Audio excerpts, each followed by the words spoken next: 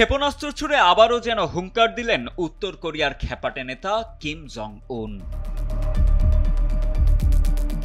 বিভিন্ন মহলের কড়া সমালোচনা ও সব আন্তর্জাতিক নিষেধাজ্ঞাকে বৃদ্ধাঙ্গুলি দেখিয়েই সম্প্রতি নতুন একটি অত্যাধুনিক অস্ত্র ব্যবস্থার সফল পরীক্ষামূলক উৎক্ষেপণ করেছে পিয়ংইয়ং। এই পরীক্ষার পরেই দেশটির রাষ্ট্রীয় সংবাদ মাধ্যম Korean central news agency KCNA বেশ কিছু ছবি প্রকাশ করেছে, যেখানে দেখা যাচ্ছে বিভিন্ন ক্ষেপণাস্ত্র আকাশে উঠছে এবং নিখুঁতভাবে স্থলভাগে নির্দিষ্ট লক্ষ্যবস্তুতে আঘাত হানছে।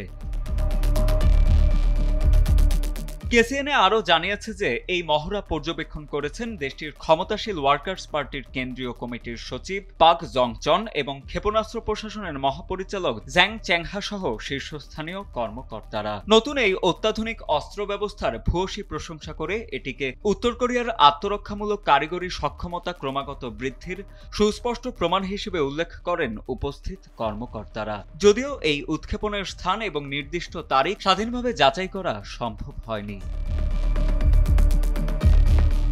আগামী সপ্তাহে দক্ষিণ কোরিয়ার এশিয়া প্যাসিফিক অর্থনৈতিক সহযোগিতা এপেক ফোরামের শীর্ষ সম্মেলনে দেখা হওয়ার কথা রয়েছে চীনের প্রেসিডেন্ট শি জিনপিং এবং মার্কিন প্রেসিডেন্ট ডোনাল্ড ট্রাম্পের। এর মধ্যে 22 অক্টোবর ভোরে উত্তর কোরিয়ার রাজধানী পিয়ংইয়ংয়ের কাছাকাছি একটি এলাকা থেকে উত্তর পূর্ব দিকে ছোড়া বেশ কয়েকটি স্বল্প পাল্লার ক্ষেপণাস্ত্র শনাক্ত করেছে দক্ষিণ কোরিয়া। এদিকে সমর বিশেষজ্ঞদের মতে কিম জং উনের এই লাগাতার সামরিক প্রদর্শন আঞ্চলিক স্থিতিশীলতার জন্য বড় উদ্বেগের কারণ হয়ে দাঁড়াচ্ছে। সাজিদ আনিল, ডেস্ক রিপোর্ট, সময়ের আলো।